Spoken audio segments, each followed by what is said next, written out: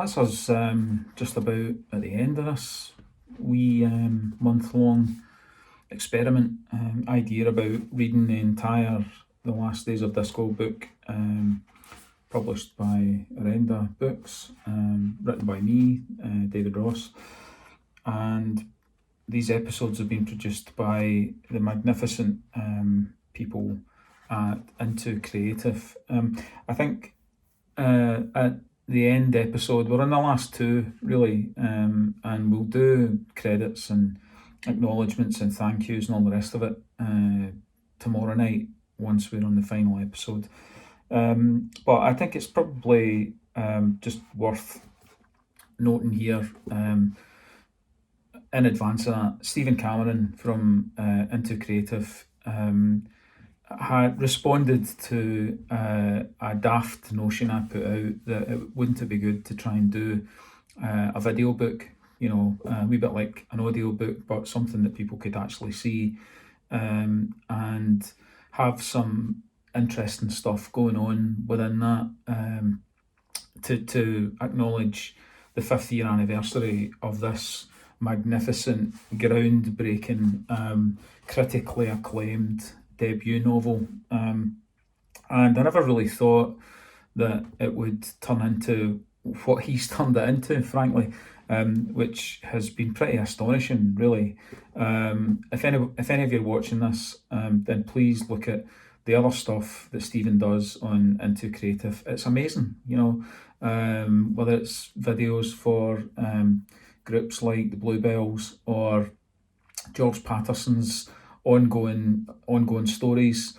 Some of the stuff that Into Creative do with very little, if zero budget, like this, are truly amazing.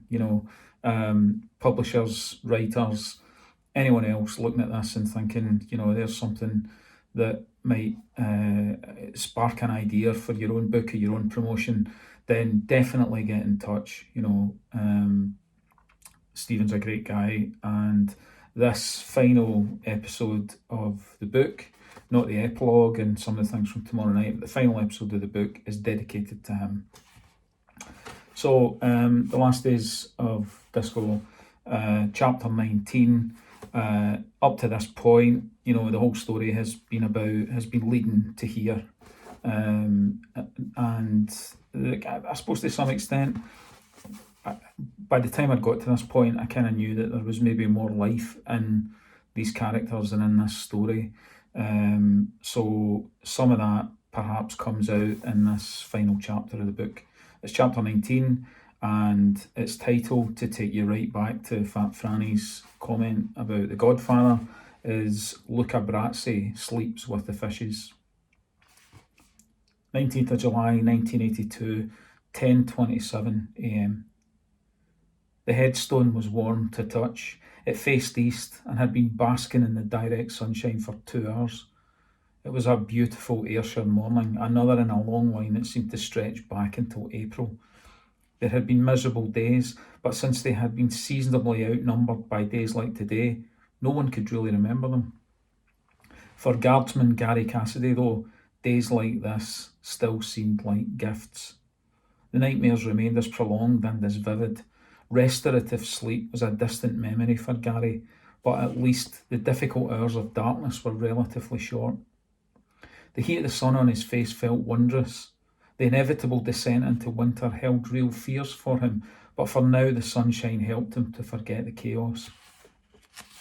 Gary sat next to the new headstone and drew his fingers across its carved indents. He touched each letter, tracing his fingers out of them one by one as if reading Braille. He dwelt over the name, Harold James Cassidy. He ran a forefinger over the words, beloved husband to Ethel.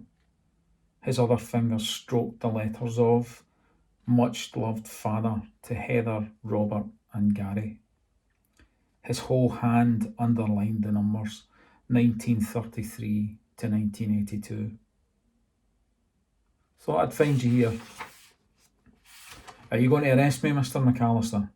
Asked Gary without turning on. I've told you, son, it's Dawn. Dawn looked around. The nearest people were tending the flowers of a grave about 100 yards away. Why would I want to arrest you, son? Thanks for sorting out the funeral and for getting the stone so quickly. Hetty really appreciates it. The least I could do, son. Your dad was a good man. How's my mum? She's no great, son, but your Aunt Mary's looking after her and the home helps keeping her stable. Don dropped down to his haunches. His knees weren't great and he immediately regretted it, but it seemed important for him to be closer to Gary's eye level. Worst come to it, he'd simply have to kneel. The tufted grass of the grave was dry and full, so at least his favourite Ralph Lauren suit wouldn't get dirty. How come we kent nothing about you till he was dead? Asked Gary. Ah, Gary, just stupid fucking family stuff. We all fell out or something daft that happened before you were even born. Seemed important at the time, but now I can't even remember what. Time went by and it got harder and harder for each of us to back down, and you ken your dad could be a stubborn bugger. Well, I was just as bad. Gary sighed. Don decided to change tack. How's Hetty? He asked. She'll be alright. She wants me to go back to London, but I can't.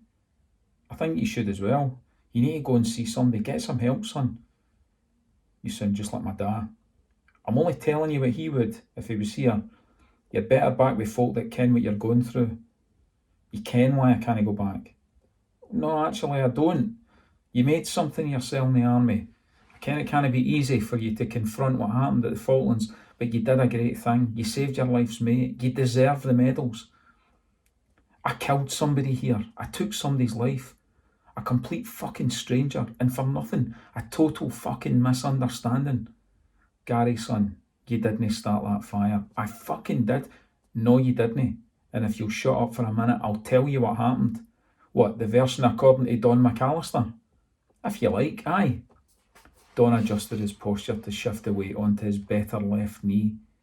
This was his favourite suit, after all. Wally Blair caused the fire.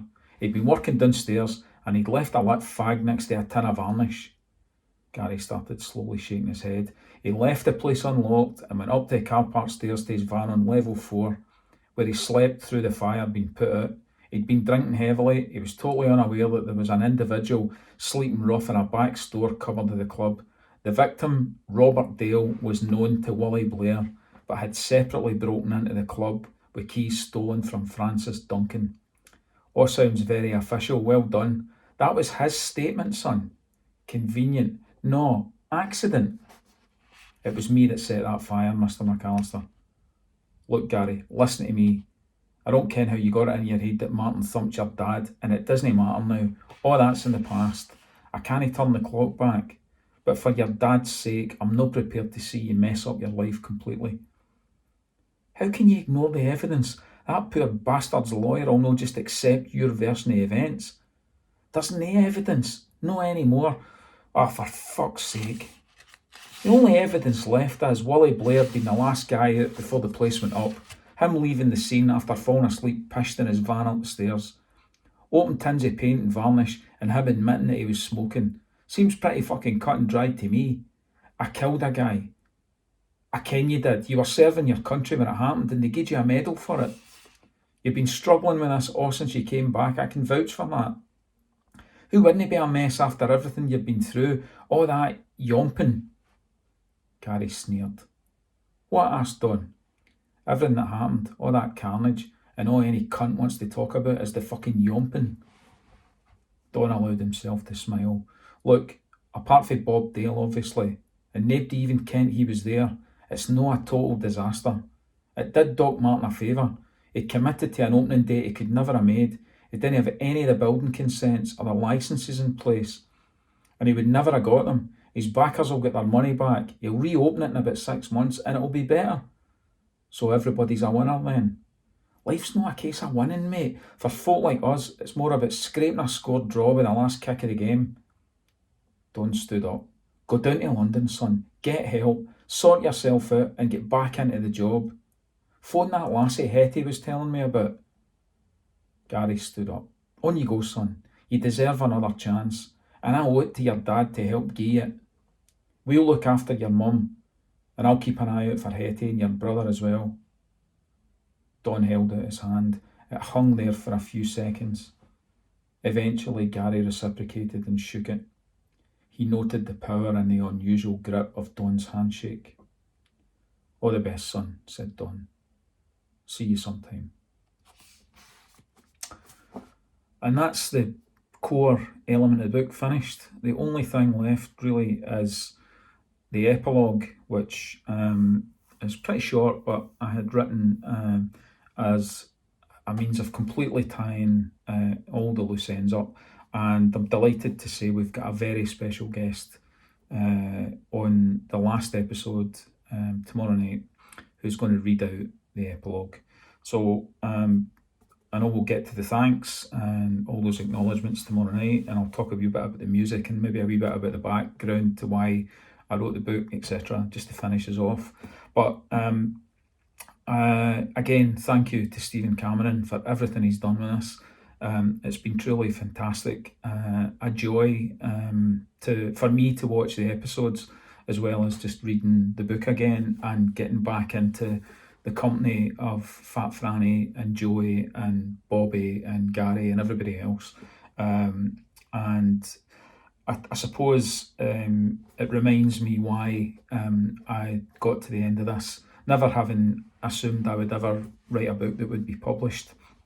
But having got to the end of this and having enjoyed it so much, the process of writing, it did seem like a logical thing to do, to write another book and then another one after that and tie them all together in a trilogy. So you never know, maybe one day Tarantino or Grant McPhee or someone else with a camera will be watching this and think, do you know what, that was a decent story, well put together. I think that would make quite a good TV comedy or TV film or something with a low budget that wins loads of awards and shit like that. And if that's the case, I'll be even more grateful to Stephen Cameron. So this episode's been dedicated to him. Thank you, and I'll see you tomorrow night.